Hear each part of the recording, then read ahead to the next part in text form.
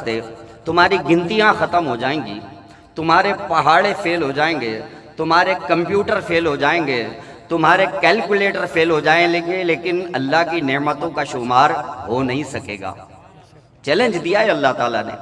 وَإِن تَعُدُّوا نِعْمَةَ اللَّهِ لَا تُحْصُوهَا، اے لوگو اگر تم اللہ تبارک و تعالیٰ کی نعمتوں کو گننا چاہو تو گن نہیں سکتے۔ اب رب کریم نے ہم کو نعمتیں بھی دیکھیں کیسی کیسی دی ہیں، ان میں سے کوئی ایک نعمت بھی اگر ہم سے چھن جائے تو دنیا میں تو ہماری زندگی اجیرن ہو جائے۔ مثلا یہ آنکھیں اللہ تعالیٰ کی ایک نعمت ہے، ان آنکھوں کی اہمیت کا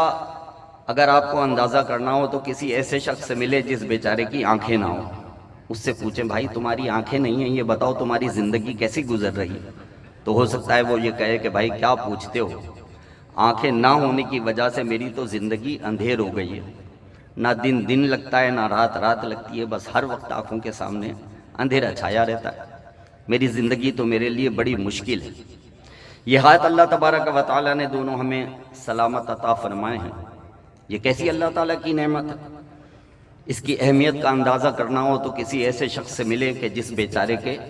ہاتھ نہ ہوں، اس سے پوچھیں کہ بھائی تمہارے ہاتھ نہیں ہیں، یہ بتاؤ تمہاری زندگی کیسی گزر رہی ہے، تو ہو سکتا ہے وہ کہے کہ بھائی کیا پوچھتے ہو، یہ دونوں ہاتھ نہ ہونے کی وجہ سے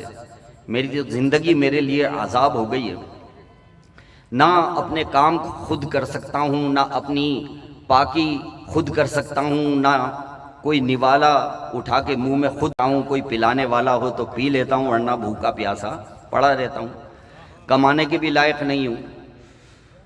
تو یہ ہاتھ اللہ تعالیٰ نے ہم کو صحیح سلامت عطا فرمائے ہیں،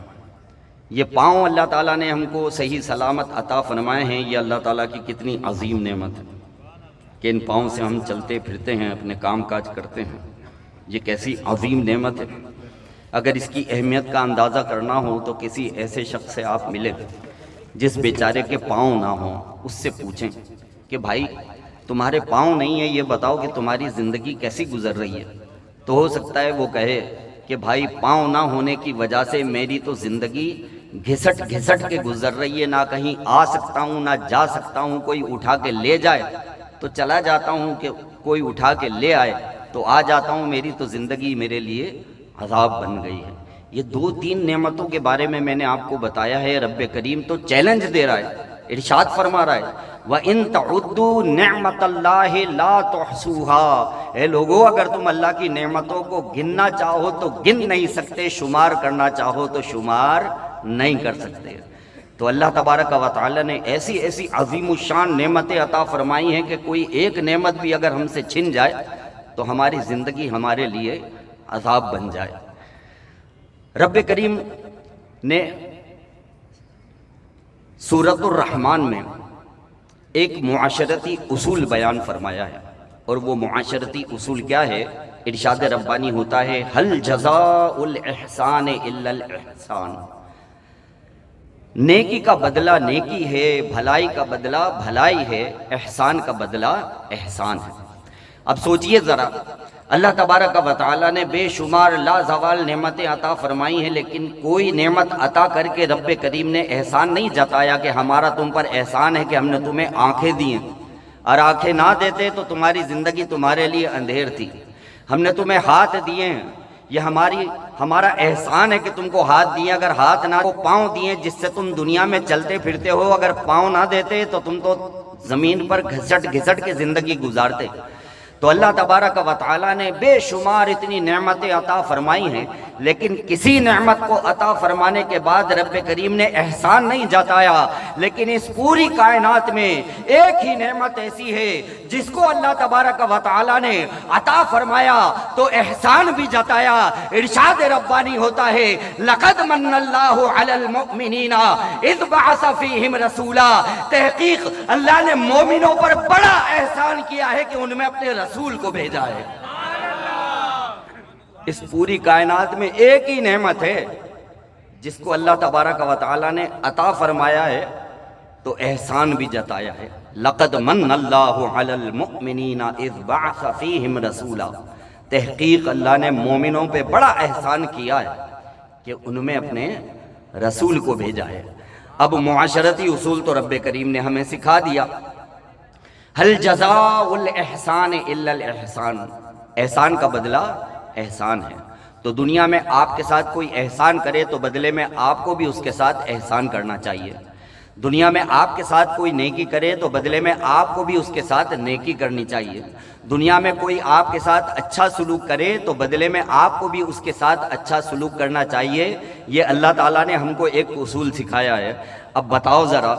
اللہ تبارک و تعالیٰ نے جو احسان جتایا ہے تو ہے کوئی مخلوق میں ایسا کہ جو اللہ تبارک و تعالیٰ کے احسان کا بدلہ احسان سے دے سکے؟ ہے کسی مخلوق میں ایسی کوئی طاقت کہ کوئی اللہ تبارک و تعالیٰ کے اس احسان کا بدلہ احسان سے دے سکے؟ تو جب ہم اس بات کو مانتے ہیں کہ اے اللہ ہم تیرے اس احسان کا بدلہ احسان سے دے نہیں سکتے تو کم از کم احسان فراموشی بھی نہ کریں. جب ہم احسان کا بدلہ احسان سے دے نہیں سکتے تو کم از کم احسان فراموشی بھی نہ کریں. تو یہ جو ہم ہر سال پیارے آقا کا میلاد مناتے ہیں، اپنے اس عزم کا اظہار کرتے ہیں کہ اے اللہ ہم تیرے اس احسان کا بدلہ احسان سے دے نہیں سکتے لیکن ہم احسان فراموش بھی نہیں ہیں. تو نے جو ہم پر یہ احسان کیا ہے، مرتے دم تک تیرے حبیب کا میلاد منائیں گے اور اس احسان کو یاد رکھیں گے. مرتے دم تک ہم آقا کا میلاد بھی منائیں گے اور اس احسان کو یاد بھی رکھیں گے. جبھی تو ہمارے شیخ طریقت نے ہم کو سکھایا ہے کہ جب تلک یہ چاند تارے جھل ملاتے جائیں گے